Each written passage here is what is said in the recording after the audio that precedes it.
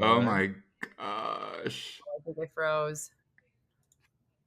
Oh Oh, man. yeah. I mean, you froze for a second, but it was just I like the did. most. I noticed that. It was a perfect smile, and then these colors in the background that are just like what I would expect the aurora borealis to look like if you were standing in the Arctic somewhere, just like Yeah. or in her living crisp. room. Either It's way. Or my at-home aurora borealis. Yes. Aw. Well, So, how you been? You never call, you never write. What's going on? I promised my kids I would do this to you guys too. The Grinch, hey, what is up, my guys? Yeah, I've been busy. Just a little bit, PhD, a planetarium show. PhD is hard. What? I don't know It's what you only mean. 3 letters and one of them's lowercase. It's like it doesn't even count. And if you pronounce it phonetically, it's fud. I'm working on my foot. How's Nah, it fud? Fud. Bouncing around a bit because I think the last time I was on, I was still in my last place. And so, yeah, this is kind of an improv. Like, I don't know. I'm just going to throw some stuff in the background and hopefully it looks nice. So It works. It does. It's nicer than what I got. I literally ripped this down maybe 3 minutes ago, and I was in a frantic panic trying to put it back up with thumbtacks. Right now, by my feet, there's a thumbtack loose I couldn't find. So this whole episode, I'm going to be in a little bit of a panic. And if I Okay. scream, it means I found it. we know Perfect. Yeah. I mean, by comparison, like the backgrounds that y'all have are so much better and more appropriate and just like nice. I mean, this light. We've been living here for like a year and a half. Let's see if I can get my finger aligned. Yeah. This light is the only one of the original lights left in this apartment. We've replaced the rest of them to look nice, but this one. Mm. Gotta Photoshop that later. Well, Just like I was all geared up ready to have my mic with me on this episode as well, but I can't find the cord to hook it up. So, well, your audio sounds great. Yes, we're gonna make it do. How have you guys been? good. Yeah. I'm enjoying the Pud adventure just as much as you are, I guess. Pud. Coming into the final year is just rough, but luckily I have wonderful supervisors and I'm very fortunate. That's good. But it's a slug. It is. I being also in the last year, I feel like, you definitely need a lot of willpower. You have to have a lot of self-motivation in that final stretch because you're not, as involved in the classes as you were at the beginning. And now it's a little bit more, you're doing your own independent thing. And, it can definitely derail easily when your personal life also is full of ups and downs, which mine has been over this last year. So I am determined, though. Actually, so my backdrop, so I have my Space Case Sarah stuff, is actually covering all of my planetarium dome equipment. Nice. Serving as That's a good segue into introducing who we're talking to. Also, Oh, those who can't see. For those who can't see and just listening to the show. Welcome back, Sarah. You might know her from the Space Case Sarah show, of which she dominated for the longest time. And just in case you stepped inside a giant balloon that had stars inside of it, that might have been her inflatable planetarium. Welcome back to the show, Space Case Sarah. Sorry. Now we have an intro. Happy to do this again. It's so fun. And actually my kids are like shoved in their room right now. I'm like, you got to be quiet for like an hour. Back to the good old days of like, just go. I don't know what you're going to do, but you can't be here. I will not be mad if one runs in really quick. I saw Uranus. I would be very happy. They do call it that. It has been a while since I've done the radio thing, so I'm kind of excited about this, or audio podcast. Right. It's been a while, so I'm happy to be here. I'm glad you guys have been keeping it going for so long too. It's impressive. Yeah. That's a dedication. Keeping the fire stoked, yeah. Let's get right back into it. Welcome back to the 31st episode, the 31st episode of the Space Case Sarah show. Episode 31 is element 31, gallium. Yeah. Gallium. Let's talk gallium. Okay. Gallium. I mean, I feel like the obvious thing that people might know about gallium is the fact that it melts at room temperature, like at like 30 degrees Celsius, which is, I don't know how many eagles per freedom that is. It's But 85.57 freedom Fahrenheits. freedom Fahrenheit. Yeah. um, it's so that might be something that most folks know, or folks who are interested in the chemical elements. Um, I was more interested in, like, obviously the use cases are crazy because gallium was super useful for semiconductors Mm-hmm. and a whole range of things because of its malleability at room temperature. Um, but I kind of got stuck into the etymology, and there are Okay. two schools of thought about the etymology. So gallium was discovered. It's cool. It was predicted in 1871 by Mendeleev, Dmitry Mendeleev, and like not just its existence but the properties. But then 4 years later, a bloke named Paul Emile Lecoq discovered it, and the properties actually lined up. So when Lecoq discovered it, he, being a French chemist, named it gallium for a gallus or gall, right? Mm. However, there are those who say that Lecoq named it after himself because Lecoq is French for rooster and gallus is Latin for rooster. Ah.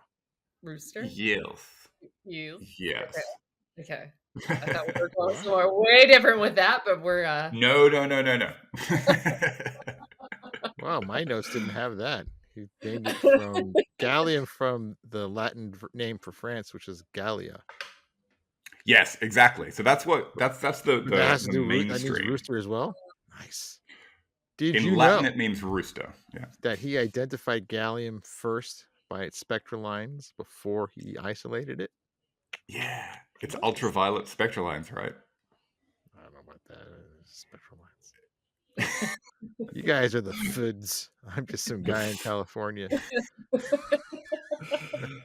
feel like you're still giving too much emphasis to the H too. It's more like duh. Yeah. Like uh, well, very And cool. since we're Benjamin. recording on November 20th, Yes. science birthdays. So happy astronaut birthday. Happy birthday to astronaut Henry Hartsfield, who flew on space shuttle flights STS-4, 41D, and 61A. And here's a very important happy birthday today, November 20th. Happy birthday to Edwin Powell Hubble, the Woo! man, Wow. American astronomer who Hmm. taught us about, expansion of the universe and junk. Yeah. I mean, I feel like That's we've about it. spoken. Firstly, happy birthdays. Yeah. But I feel like we always undersell the importance of what Hubble did, who is always overlooked, I think, in like just the sheer extent of what his impact was, which was like to convince people that the nebulae that we see with our telescopes as these little smudgy poos are not just like nebulous clouds within our galaxy, but other galaxies. Like people didn't believe in other galaxies outside of our own, and Hmm. he was fighting for that. So I'm sorry, I always feel the need to like actually push that point when it comes up because it's crazy. It's like 100 years ago.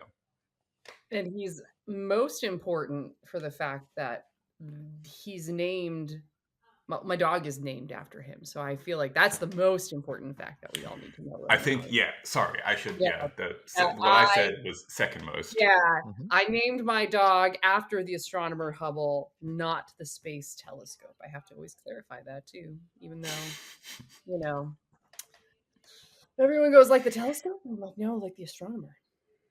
But Yeah, yeah. I It's get it. like I the love that cosmic web Hubble, the is not named telescope, is after James Webb. still in operation. That thing, I It love it. is. Yeah. It is. Yeah, it's still crazy hard to get time on Hubble. If it ain't broke, they'll fix it. That thing's working like really good. Yeah, I think I heard something too about them looking to do some like something to keep it going even longer than originally thought. I swear I saw something which it jumped out at me just because of obviously like the times right now where it's like, what, something's supposed to go on further, But yeah. Yep. Oof. Yeah. Not to I like that it has that big that shield door in front of it that's flipped open, and that's what yeah. protects it when there's any debris coming. It actually closes this big shield door in front of the lens and then aims at the debris that's coming at it, which is the most stupid thing you could thought of. But that's the awesomest thing. Let's aim the most sensitive thing we have at the oncoming debris, but we'll put a door in front of it, and it works. That'll work. It'll work. Yeah. Rather than trying to visualize what you were saying, I just looked over at my Lego Hubble to see. My poor dog's probably over there going, "Why are they saying my name so many times right now? I don't understand." Uh, yeah. I actually named him Hubble though because we lost Benjamin again. Oh, now he's back. I actually named him Hubble because when I was really little, my mom was never above taking us to something free. Like I was raised in a very anti-science upbringing, but if it was something free and cheap to do, she was all for it. And Yerkes Observatory is very close to where I grew up. And Edwin Hubble did his master's work at Yerkes Observatory, but I didn't actually know that as a child. I just knew there was this massive telescope with this cool elevating floor that moves up and down, and that there were also meteorites for sale in the gift shop, and I thought that that was the neatest thing ever. It um is. I know. And anyway, it wasn't until I got older that I found out, like, oh yeah, Edwin Hubble did his master's work here. When Einstein came to the United States, he only asked to go see two things. He wanted to see Niagara Falls and Yerkes Observatory. And Carl Sagan had done some time on it too during his master's. And Wow. so I was just like, whoa. So I kind of named my dog in honor of that institution and how much it's meant for me. Oh, you are getting your wish. What are you doing? What's his favorite planet name? What's his favorite planet name?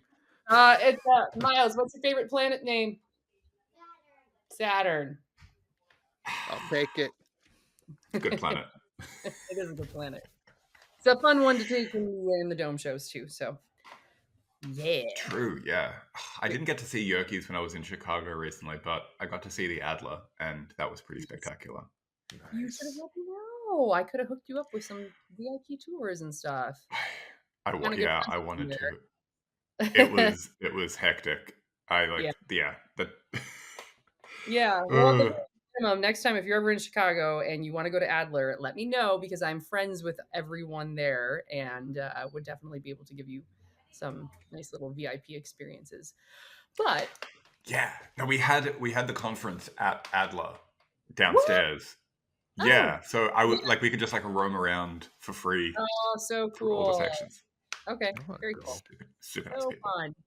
Yes, they Note are Yeah. to self: go to Adler. Go to Chicago, just generally. Go to It Chicago. is the oldest planetarium in the United States, because Adler saw a planetarium in Germany and he was like, "We need this in the US." So he came and picked Chicago for some reason. So I'm sure there's actually more history than that. And if Mike is listening right now, I am so sorry. I don't know all of the history very well, but yeah, no, it's very cool. And that is, yes, I trying to think where I was other than geographically located the last time I talked to you, like what was going on at that time. I can't remember. It's been a really busy year, but it's been about a year, I think. I Because think I it was think Been a hot January, minute. right? it's been about a Yeah. year, Been a I hot think, since minute. I last joined in. And I've been to Chile twice, Italy. Um, I won NASA Scope's biggest grant that they ever issued, which is why this exists now because these portable Amazing. planetarium domes are very expensive, but I'll give more kind of background to that. And now we live in this house and finishing up the PhD and not quite sure what exactly is up next, but I have learned now not to ever be in doubt of it being something really cool.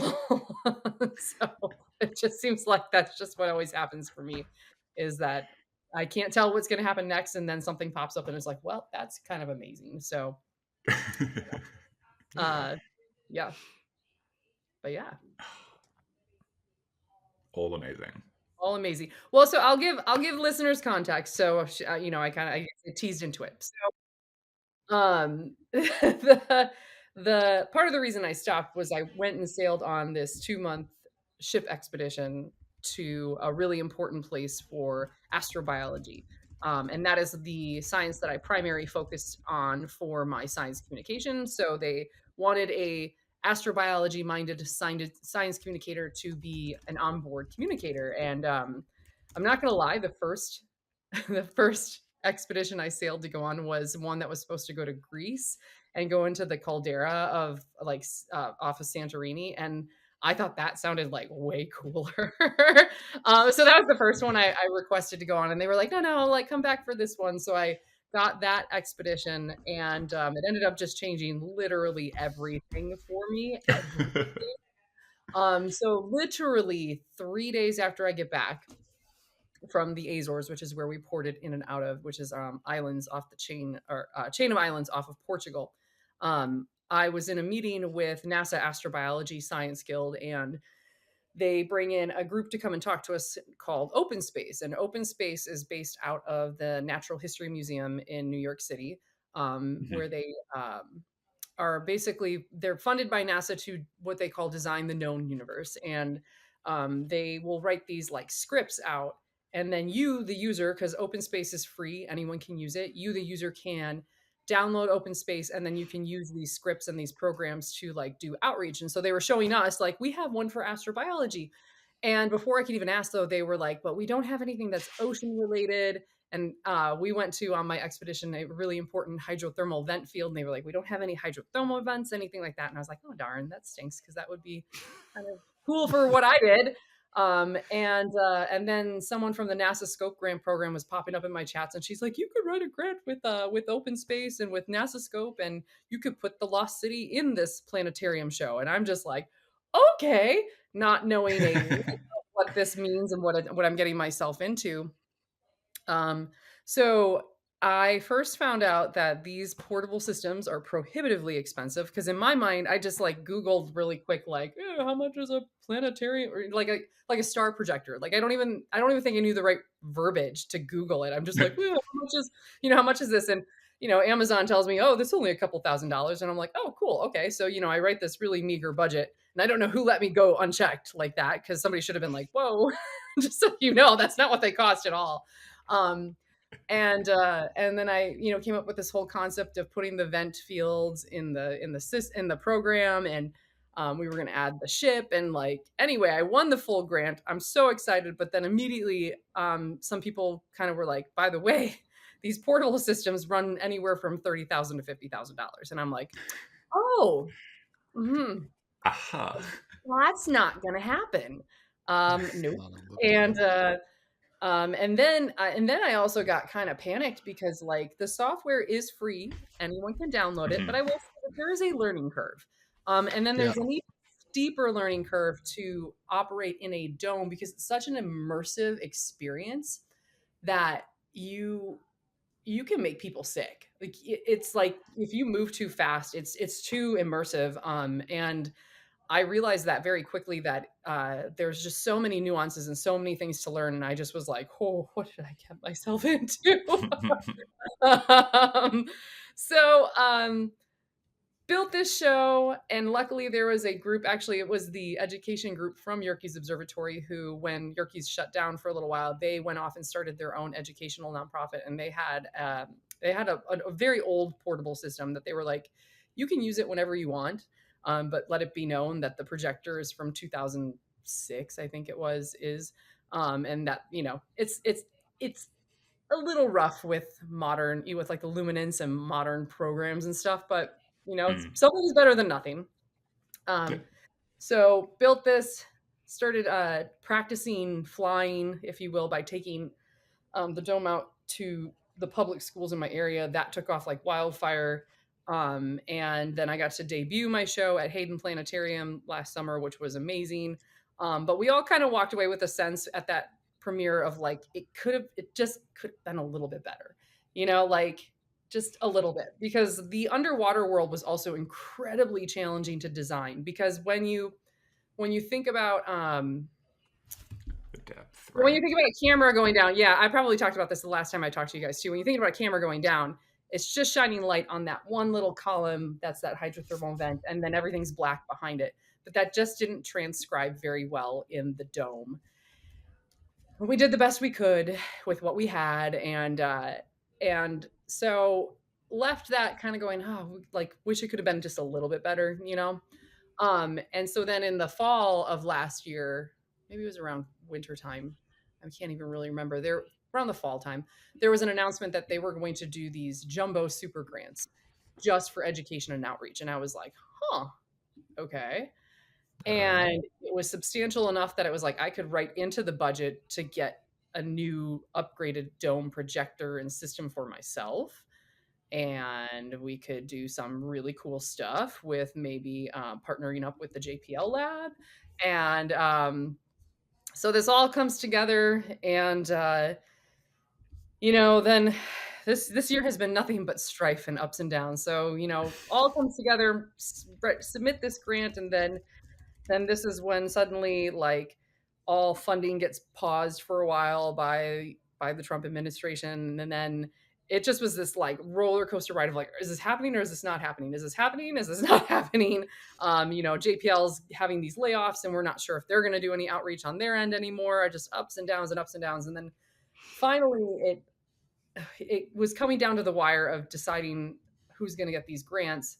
And that was so stressful in its own right, because this is the second time I went to Chile. I got to go to Patagonia, and we're leading up to this week of getting ready to go to Patagonia. And I'm just like, okay, just like yes or no, just yes or no, right? Like, it's not that hard. And we're waiting and we're waiting. And they say the announcement's going to come at the end of the week. And we get to Friday. Trust me, I'm sure Kavi knows this feeling too. Like, if you've ever been like waiting for grant money, it's like, just tell me. I The don't even care. not the not No, knowing is the worst part. it's Just tell me if I horrible. didn't get it. Just tell me if I didn't get I it. imagine. And I get to almost the end of Friday, I get an email, and they're like, we need just a little more time to make a decision. So we'll let you guys know next week. And I was like, no, I'm going to be down at the bottom of the world with a bunch of people who don't know me. And either way that this falls, it's going to be a big reaction, because like if it's a Yeah. no, I'm going to be really upset. And if it's a yes, I'm going to be like, oh my gosh, because there was only 2 grants. There were only 2 of these. And so I'm like, okay, cool, like cool. So head off to Patagonia, which was really amazing, by the way. And and I did get the news while I was there, and it was they actually ended up taking the second jumbo grant and splitting it in half between 2 people, and then I got the one full grant, and so I was just like, ah! So Good anyway, You're crunchy. jumping around in front of a bunch of people you don't know, and they didn't I understand was why. crying pretty hard in front of a bunch of people, but so I won this big jumbo grant, and then what that allowed me to do was actually to hire a VR guy to design an underwater world that actually puts the bathymetry, so the floor scans of the ocean floor in that area, and then we were able to place the vents onto the floor, so it actually gives like a whole context of under the water. And then we got the submersible Alvin down there, so it gives you a sense of scale, which even the real researchers who have been down there are like kind of like, wow, like this is just wild to see how big these mountains under the water are, like next to this tiny little, research vehicle.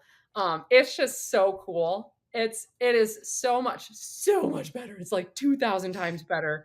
And now I got this cool new projector, which the last one, again, it served me well, but like there were certain planets we wouldn't even bother going to, because it couldn't project the colors well, and it wasn't very bright. And so Mm. like, what's the point of going to like Uranus when it's just sort of this faint blue ball? Like, it's not really that interesting, right?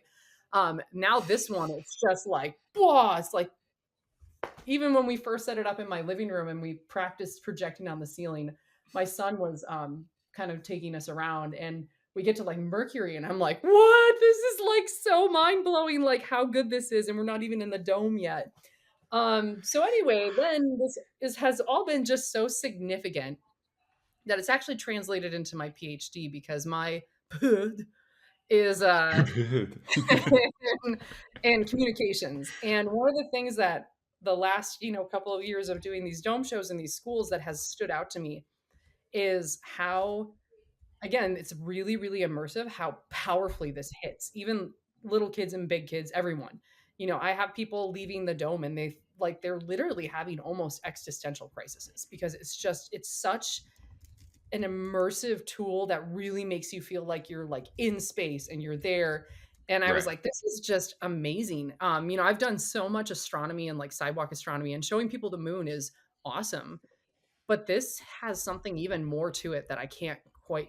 I knew it needed to be that. I knew I needed to switch my PhD, and I didn't really have a solid research plan to begin with, but I knew I needed to study like this qualitative thing, which drives all of my supervisors nuts because they're all quantitative researchers. But I was like, there's something to this that's so powerful, that I just feel like I need to measure how much can people learn about ocean and space and how it's all connected in a dome.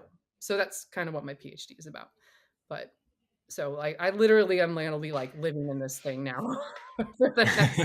I was gonna ask something. Do you actually like hang out inside the planetarium just to hang out in it? I I mean, can't blow it obviously up. I can't blow it up in my house. It's too big. But you I should I make do it your spend house. I do spend a decent amount of time in it. Um, yeah, it's about 12 feet tall, and then like 16 feet in diameter or radius or diameter. I can think of that through. Yeah. And it just needs just a little bit more space than I can offer in my new home. But it is kind of everyone kind of also leaves with this jealous sort of like, this is so cool that you get to like, this is your job. And I'm like, yeah, it is kind of Yeah, cool. it's pretty cool. Right? And Like, the old planetarium, what are you doing with the old what's with the old projector? oh, well, it belongs to the other group. So I will, have to return that to them. Actually, they're both here right now still, I though. thought I was gonna be able to like finagle my own free little like used No, projector even thing. the old one, the value of it, because they're so niche and there's just Yeah. not a lot of companies, even an old system like this, if it's still workable, you're still going to look at a $15,000 like setup for this. So yeah, it's there's so many rabbit holes to this world that I had no idea when I wrote that first grant I was going to be going down, which also the projector itself, the nicheness of that was that open space, which is again funded by NASA and it's open source so anyone can download it, anyone can use it, kind of ruffles the feathers of the proprietary brands. So they don't like to let open space play on their projectors. So it kind of limits me to what projectors I was allowed to purchase because it has to be able to play open space.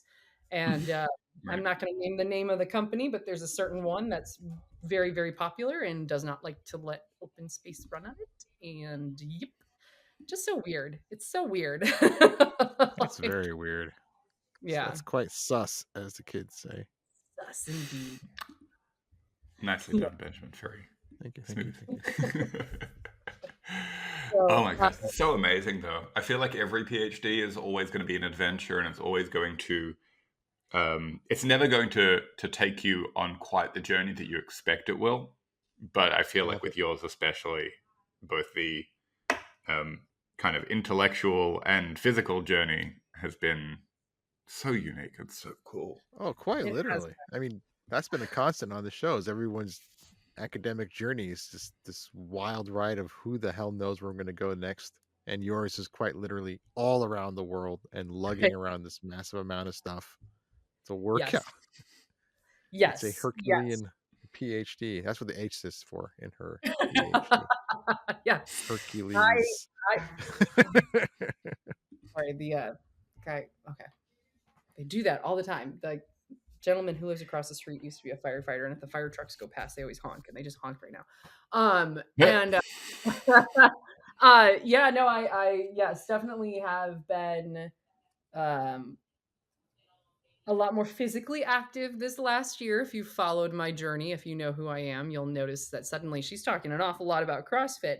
I've been doing I joined the gym last year about this time, though, because I was going through a pretty difficult for me breakup, and I didn't really know what to do other than to put myself in therapy and just dedicate myself to the gym. And that really helped keep me sane and grounded through this past school year. It is a wild journey when you're doing this PhD, just not only from you have no idea where it's going to take you or what twist or what turn or what discovery or something's going to happen that suddenly you're like, oh, Right. I have to take it in this direction now. Like I have to because this is like my work.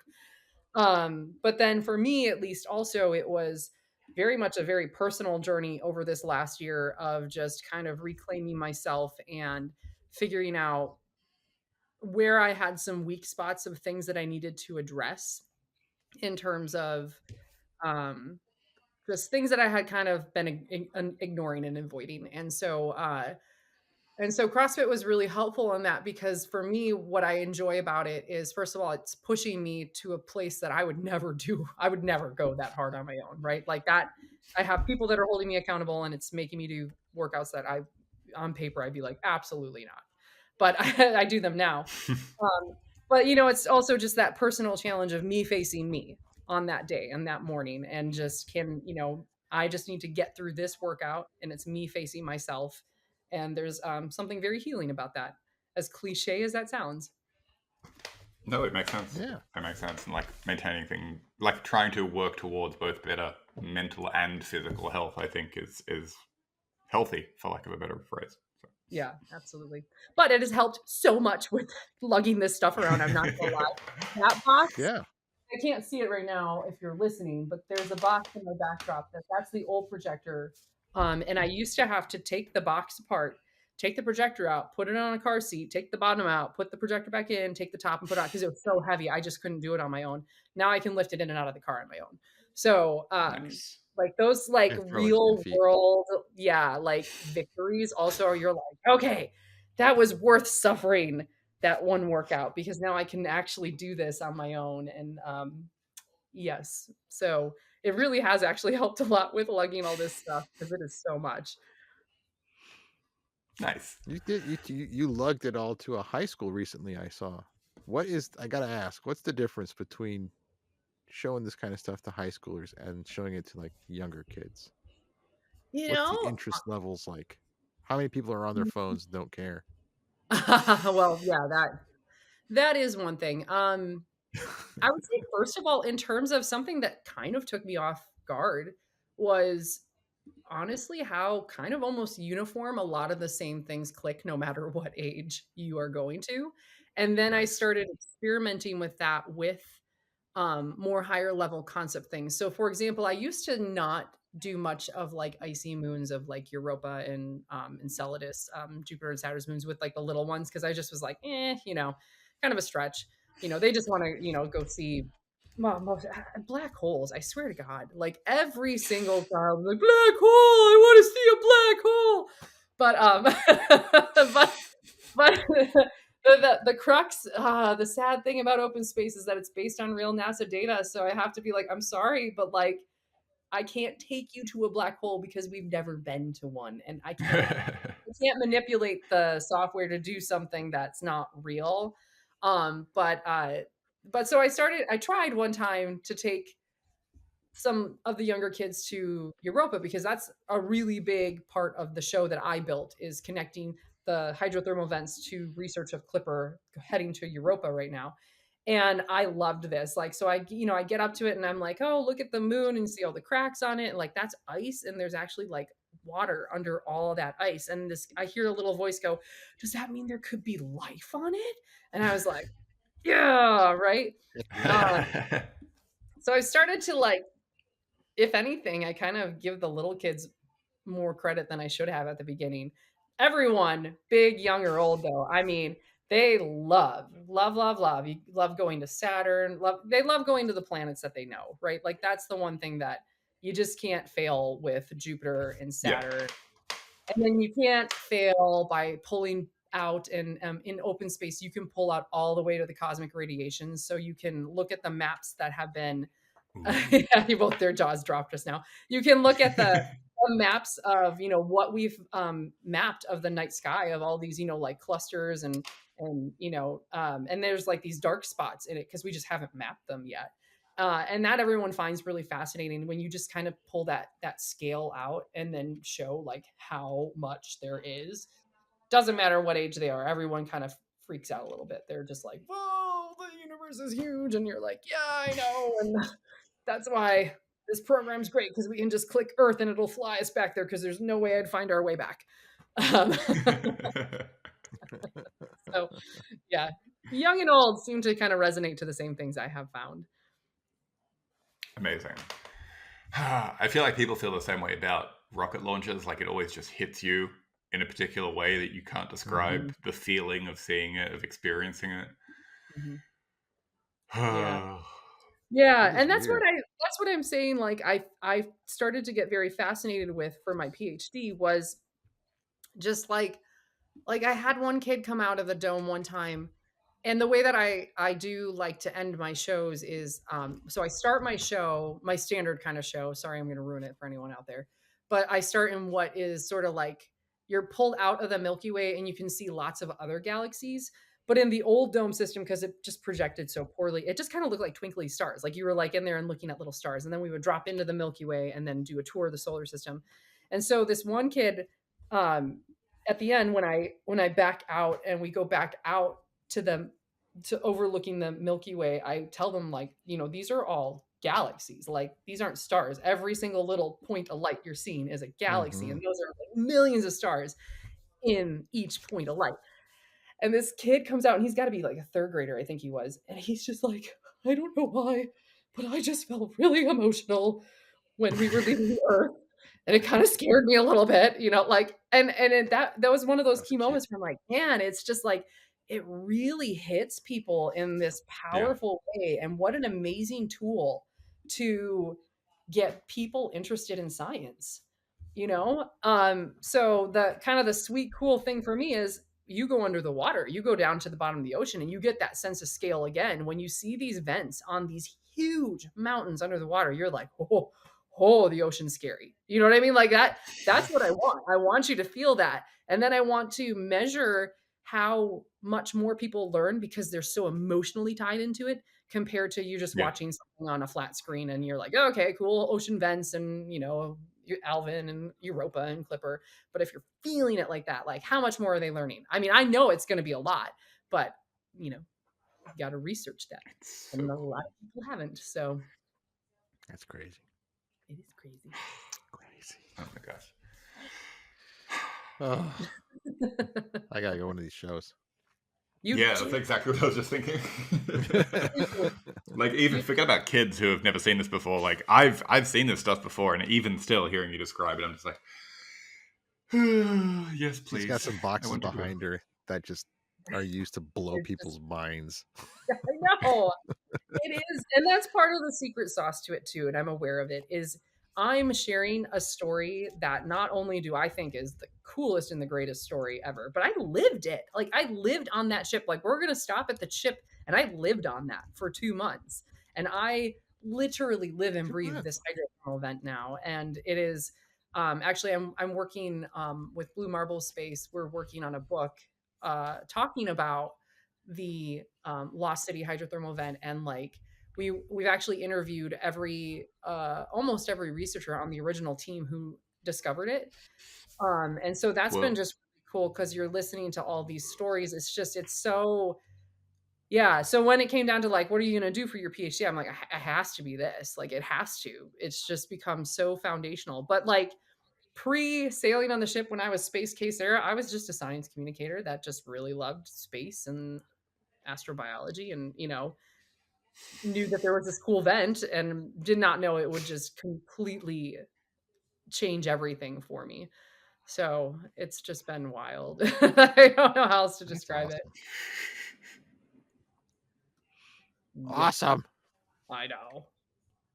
And I didn't even really talk about the part two that we also pulled up the most mantle rock ever recovered on my expedition. And so that is And got Oh my published god. in and got published in an Science. amazing journal. Yeah. So there's that little thing that happened to you, and that kind of plays into all this amazingness. But So I don't know really what's next though. I know that I am super slammed with dome show bookings already for this like next like going into the spring because at least where I live it's cold and dark in the winter, so it's a great thing for people to want to get into. Nice. And yeah, yeah. Awesome. I think we're about to Very get cool. to that part with the questions and quibbles. But Question. before we do, gotta ask. Yeah. New Glenn 2. Did it Mm. beat did it knock the socks off of SpaceX's Starship, or are they at a tie? Did they surpass? Is it the rabbit and the hare? They were the hare and they just Well, passed they're them. definitely the hair if we're going to talk in that analogy for sure. I will say when Bezos released that video of it slowing down and how far away that was from the barge, I kind of was a little mind blown with that. Like, how Yeah. did you see that video? It I was well, like of course. barge and it's like way over here, and you're like, oh And my, oh, it had oh, to oh. float its way over Yeah. and land on a barge. And then my favorite part was the little harpoon mechanism for the landing Yes, legs. the little like bolts It that went just down. I No, saw these little explosions all the way around. I'm like, did it harpoon itself to the boat? Yes, it did. Like, man, they just nailed everything. They just crushed Literally, it. it was good. it They I nailed the literally nailed rocket. it to the ship. Yes, it yes.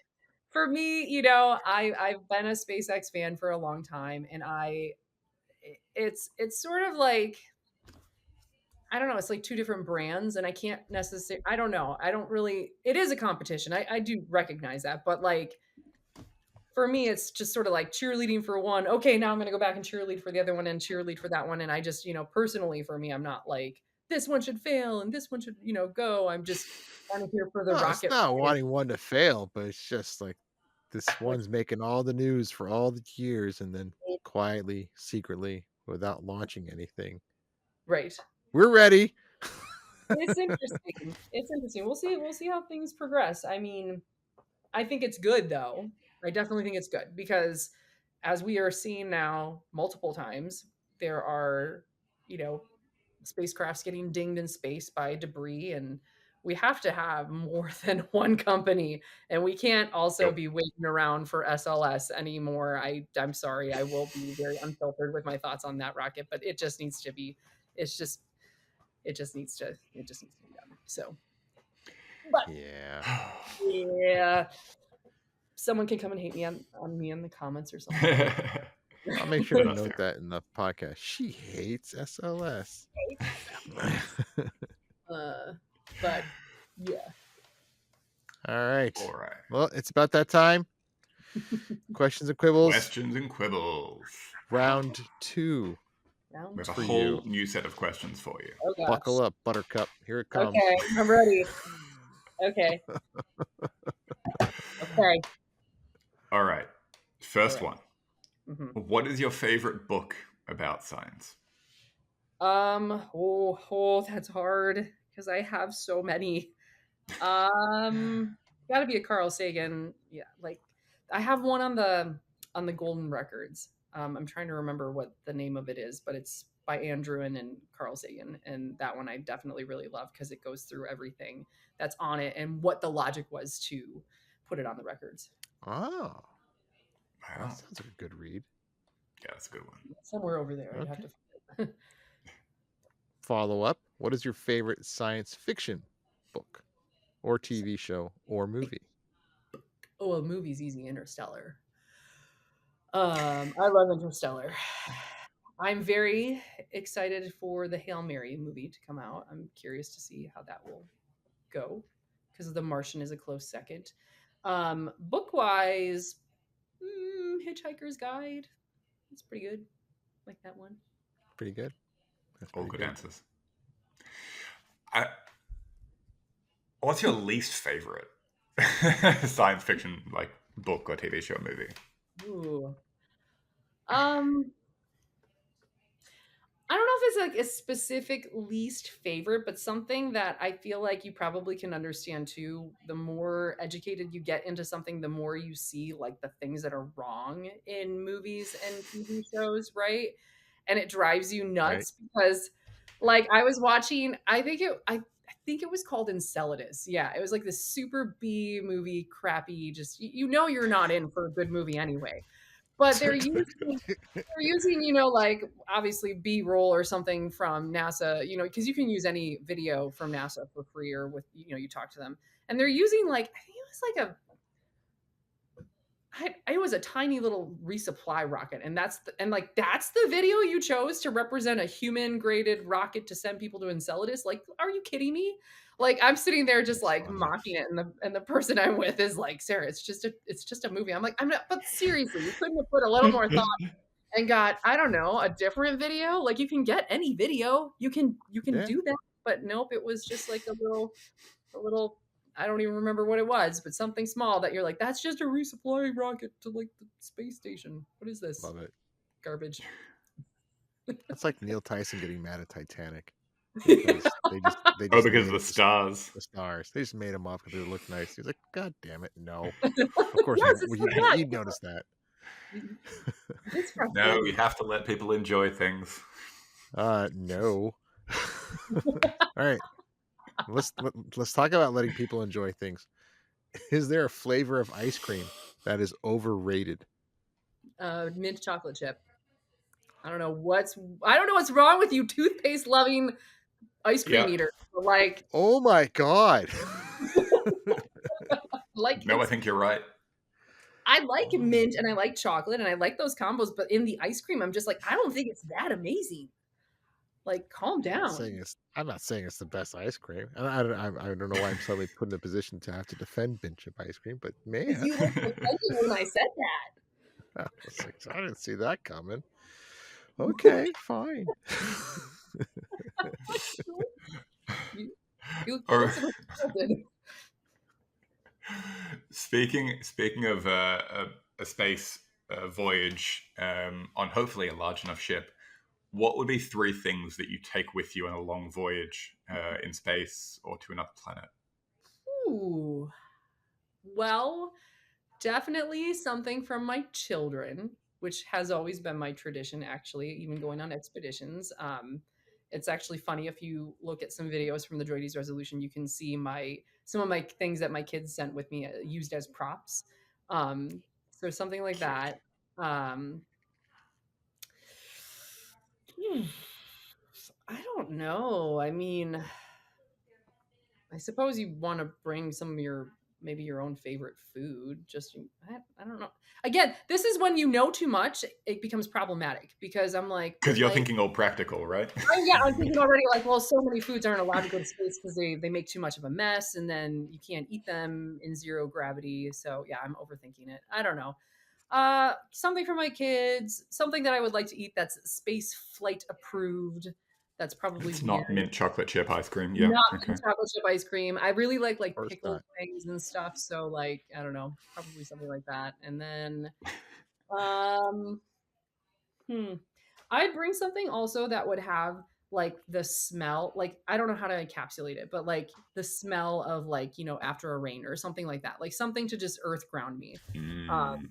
I feel like that is something that I hear from people who even go to like the North or, like Antarctica and stuff, is that they miss the smell. They miss the smell of Yep. Earth. Oh, makes a lot of sense. So Yeah. bag of wet dirt. Wet turkey. Yeah, if you're in a frozen desert, a nice little bag of wet dirt, like, ah, it I might, don't it might. I don't know how you would bottle it, but yeah, that you know what I'm saying? Sure. You know, what's it called? My brain is farting right now. It's actually because of the bacteria in the soil that we get those smells, not the soil itself. What is that called again? Oh my gosh. Miles. What's it called? What's the smell when it rains? What do we call it? Petrichor. Petrichor. Thank you. Petrichor. No. Never mind. Thank you. I only Okay. know that because the high performance computing cluster that I use here in Australia, run by the national facility here, like NSF equivalent, is called Petrichor. So, like, Oh, every morning I have to type Petrichor into my command line to there you access that go. machine. There Yes. you go. All So right. bottle. Next question. Next question. Who has the best science documentary narrator voice And can you please do an impression of it right now? Right now. Right now. I want to say Carl because obviously, billions and billions, right? Because that's kind of an easy low hanging fruit. Nice. I also do think like David Attenborough is way up there for me. Uh, I don't think I can do that voice. Like, like the baby seals stay close to their mother. I don't think I can do it. It's a good try. Good try. I'll take it. All right. So if the Sarah Treadwell movie was being made, and it's going to be this huge blockbuster film, like infinite budget, who plays you? Yep. Oh my God. These are really difficult to answer questions. Just pick one person. I don't know. First thought that comes to your mind. Go. Superficially, Danny DeVito. I first thought Scarlett Johansson, but she looks nothing like me. But we're just gonna go with that. Cool. No, that's it. We've already sent her a contract. We're that fast. Perfect. All right. Next question. Do you remember the first event or experience that sparked your curiosity about science? I think we covered that earlier in the episode. Did somewhat. Yeah, I mean, I really didn't care too much for science growing up. I was very actively discouraged to be interested in it. And it was right after I had had my daughter, and I was going through a lot of personal growth at that time. And she used to wake up just at this most absurd, I don't know, 2 a.m., 3 a.m. hours, and I couldn't get her back to sleep. And so I was up early, late with her, and I see a TV show on called Cosmos. And I was like, huh, okay, I'll throw that on. And it was the very first episode, and it was the Neil deGrasse Tyson reboot. But it was the very first episode that they show the cosmic calendar and that point of the Big Bang, and then when humans show up. And that was the first time I'd ever learned that, because context to who might be listening to me from the first time, I was raised young Earth creationist. So this was very new information to me. And I was just like, whoa, what else don't I know? And I will have to say, just a quick segue to this, I was very aware of the big full circle of getting to debut my planetarium show at Hayden Planetarium, where Neil deGrasse Tyson is the director. Like, that was not lost on me. Like, man, it was that, his science communication work through Carl Sagan's original inspiration that has me here now. And that was a pretty special moment for me. Okay. Nice. All right. Down to the last three. Question number 9. What is your favorite prime number? Favorite prime number. 7, right? Nice. 7 is indeed a prime number. That is a prime number. I was debating between like 3 and, well, I thought, I don't know. Maybe I'm too influenced by the youth right now. 6, 7, right? I don't know. It's funny because 67 is indeed a prime number. It is? Yeah. It is. The 19th prime. Yeah. Oh, there we go. And 19 is also prime. All right. If you had unlimited funding for a single science experiment or space mission, what are you going to design? I am very fascinated with like growing plants in space, and like how the development of getting plants to grow in space is being done. And I would totally want to like steamroll that into like, let's have a crop on the moon and see how that goes, or something like that. You know what I mean? Because I just think it's the coolest thing. But like the same sort of enzymes that eat, the stuff in your laundry, like in Tide, are the same sort of science that they're doing to try to get stuff to grow into regolith. Like, they're putting enzymes into the regolith to like eat the stuff that's bad so that the plants can grow. And like, I don't know, I just think it's so fascinating. Just sciencing the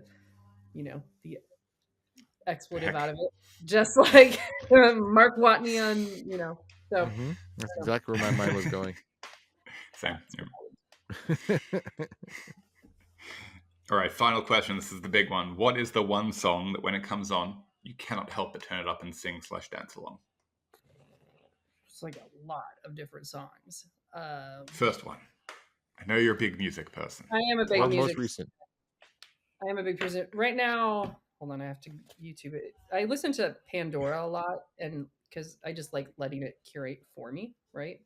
Hold on, and I can see the logo of this. Like I can see if I YouTube this, it'll be one of the first things that pops up.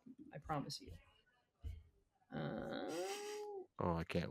The It's suspense. The called suspense. "Lone Digger" by Caravan Palace. So I know. I'm sorry, that's really obscure. I'd say number two What's because it it was the called? first thing. "Lone Digger" by Caravan. Lone Digger. Lone But Digger. we've been listening Okay. to the Fat Boy Slim right here, right now, a lot lately in the car too. Nice. And we call it the Evolution song because the music video is like the progression of Yeah, evolution. If you remember that, where it starts with I like a do. cell and then it moves to like, a multi-cell and then a fish and then the fish jumps out of the water.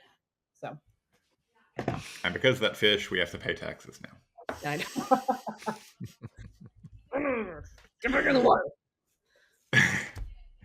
I'm so glad we did this reunion. Thank you so much. Love Yeah. it. Yeah. Love getting the band back together. But now we have to come up with a Yeah. third round of these questions. There were youth references in this too. It was great. Sus. My kids are gonna love this. Amazing. Yeah, no, thanks for having me. And again, Thanks. congrats on continuing this on and doing it and all This is, that. by the way, our 71st episode, the first episode of our 8th season. So, way to kick us off. Great way to start. Unbelievable. Doing this for a long time. This is fun. You get your butt If to the planetarium. Even if it's not mine, go to one. Absolutely. Go to a planetarium yeah, we Mhm. should as link instructed in by the the lady who notes. has a planetarium in her house. Two Should- planetariums. I have two right now, actually. Yeah. Seriously. I'm hoarding them. Where can folks find you on the interwebs if they want to learn more about your work and your journey and your pud? Well, I need to kind of update a little bit more on my hood on my website, which is spacecasesarah.com. And then you can find me on all the time wasters, as Javi used to always say. Instagram, Facebook, Talk of the Tick, the X, whatever you want to refer to, as Space Case Sarah. But I'm also not opposed to being friends with people on Facebook as Sarah Treadwell as well. I'm very public and open on all the platforms. So Nice. Benjamin, where can the good people find you? You can find me under the lovely name of Science, actually. On Facebook is a big one, but of course, Instagram and a bunch of other time wasters, as we have all come to call them. And of course, you can find this show on YouTube and TikTok if you want to watch our faces making the sounds you hear. And you can hear us anywhere you get your podcasts. How about you, Kavi? Where are you?